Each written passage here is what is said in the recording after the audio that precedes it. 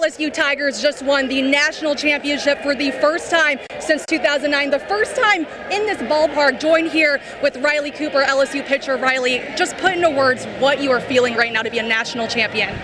Just pure joy. Matt Rule said earlier this week that Michigan is everything Nebraska is working towards, and that model on display today in the Wolverines' 45-7 rout over the Huskers. Until today, Nebraska hadn't allowed more than 60 rushing yards a game through 4 weeks. Michigan had 249 rushing yards today.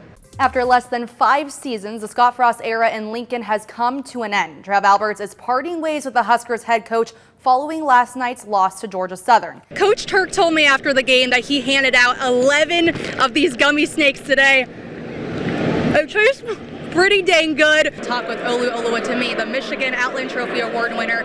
Trent had nothing but great things to say about being a competitor against him. What was your perception of him and how he represents the Big Ten? John Cook has said countless times, here in Nebraska, we like to dream big. And I don't think it gets much bigger or much better than 2 volleyball matches right here at Memorial Stadium. Stand here in PBA when you guys walk the court and be called the hometown hero. What does that mean to you to end your career right here in Nebraska? It was a history-making offensive performance by those Florida Gators. Their 24 runs scored today are the most ever by a single team in a College World Series game. And after a week where there was a lot of unknown on who would be the starter at quarterback due to Jeff Sims suffering a high ankle sprain on the road at Colorado last weekend, Heinrich Haarberg was the guy. The largest crowd in 15 years packed Folsom Field today to witness 2 old rivals play behind 2 new head coaches at the helm. But it was the same old story for the Nebraska Cornhuskers. Turnovers and small mistakes plagued the Big Red in their 36-14 loss to Colorado. Nebraska men's basketball senior Sam Griesel has quite the story, one with ties that spans decades right here in Lincoln. Tomorrow he plays in his final home game at Nebraska, senior night for the hometown kid. I sat down with Griesel to learn more about the path that led to his homecoming.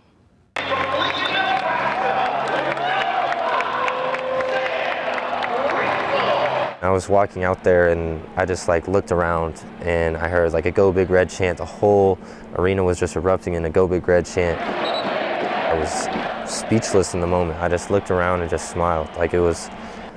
This is why I came here. Sam Griesel is living his dream as a Nebraska basketball player. Growing up in Lincoln, Griesel idolized Husker players like Siobhan Shields, Tony McRae, and Ryan Anderson, hoping maybe someday he too could wear the scarlet and cream. I remember being that 10-year-old kid, and that's one thing when I come back out here after games, I want to make sure that I sign every single thing that I can sign and interact with the fans and the little kids, because I know what it feels like to be them, exactly what it feels like. But the path to play in Lincoln wasn't easy. Nebraska didn't offer Griesel out of Lincoln East. Yeah, it was my dream to play here, but I didn't necessarily see myself or think I was good enough, especially late in my high school career, to play here. Instead, he went to North Dakota State, where he played 4 seasons, becoming an All-Summit League player. Griesel says his time in Fargo was where he learned the most about himself, in part due to a scary moment last season. A stomach ulcer almost cost Griesel his life. He lost half of his blood. That experience definitely shaped who I am today and who I intend to be in the future. A former Bison teammate helped save Griesel's life that night. A night which Griesel says changed his perspective on life. Basketball is what I do, it's not who I am. True greatness is how you affect other people and the impact that you leave on a city, a state, a group of people. Just after his season ended last March, Griesel put his name in the portal. And finally, Nebraska called. Fred Hoiberg offered him a chance to come home. I wanted to have a positive effect on the culture. I wanted to win some basketball games. I wanted to do whatever Coach Hoiberg asked me to do to win games for this community. And has he ever? Not even a year later, Griesel's a force on the court for the Huskers, but his impact off of it is just as impressive. What's your name? David? David, yeah. Nice to meet you, man. Thanks for coming out. From hosting a blood drive, that's pretty fantastic. That's pretty awesome. Yeah. To visiting elementary schools. If he's not playing ball, you can find Griesel helping others. Sam continues to do things that make everybody around him and everybody in this state, everybody that's affiliated with this university, proud to be a Husker. Griesel's been essential for the Big Red, leading the Huskers to a 4-game win streak and leading them towards playing in the postseason. We're playing meaningful basketball at the end of February. It's been a while since Nebraska has been in that position.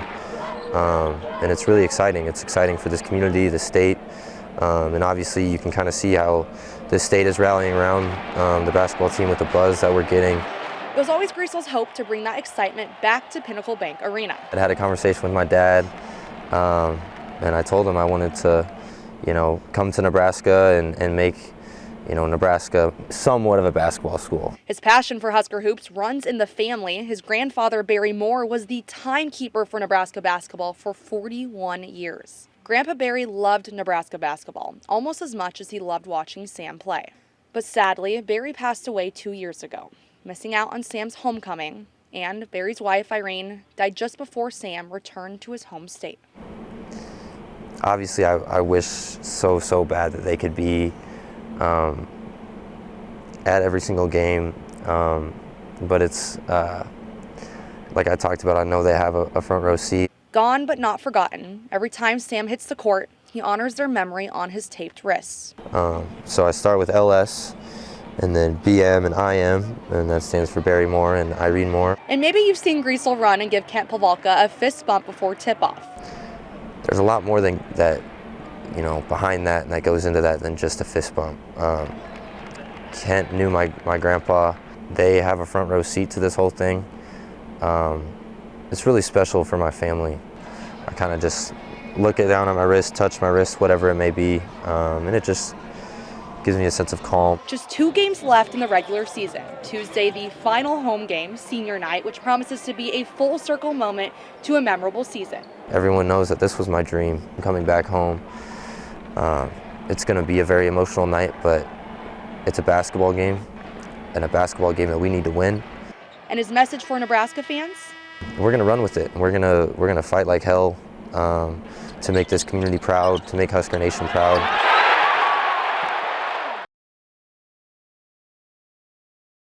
Good book! Nice. Yeah, Bookie! Red, runner! 2 sisters born and raised in Gretna. Brooke and Billy Andrews are now a force on the field for the Husker softball team. Billy, a junior shortstop. I sat there, when I was a kid. I just looked over there and I was like, yeah, me and my teammates used to sit there and watch the game. And Brooke, a senior center fielder. I always wanted to go to Nebraska, even if I wasn't going to play softball. There are these 2 sisters in Gretna that are really good. You better keep your eye out for them. So it's one thing to have a Nebraska player from Nebraska doing really well. It's another thing to have a Nebraska player from Nebraska who grew up as a huge Husker fan. Just 1 year apart in school, the dynamic duo spent most of their lives on a field together. We grew up pretty much like twins, and we have had that relationship of we're like this. If she makes a great play, I get excited, and if I make a great play or get a hit, she'll get excited. On the field, you can see their athletic similarities. They're both quick twitch. They're both explosive. But off the field, their personalities couldn't be more different. I think she's just more on the calmer side when it comes to some things. So she's definitely more the outgoing and louder one.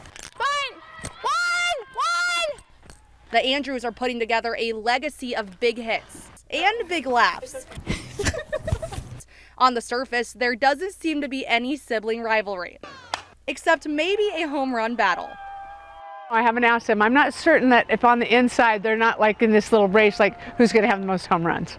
They might very well be secretly thinking that, but they're not saying it out loud.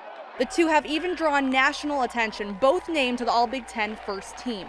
Billy's made an all-conference team in each of her 3 seasons at Nebraska, leading the Huskers with 15 home runs in the regular season. I can kind of show off for her, and she can show off for me. And Brooks had a breakout season herself, hitting .340 with 11 homers. I don't really think about it as much. I'm just going out there and playing, and the results are just better than what they ever have been in the past. The stats are impressive, but their impact on the team speaks volumes. They both have really big hearts. And their bond will last long past their days in a Husker uniform. Ready? 1, 2, 3, goodbye. As the state celebrates 100 years of Memorial Stadium, the memories, the plays, the games, the fan base, what are some of your fondest moments of coaching in this stadium? Well, I thought maybe the reason you were interviewing me was you thought I was older than the stadium. But I'm close.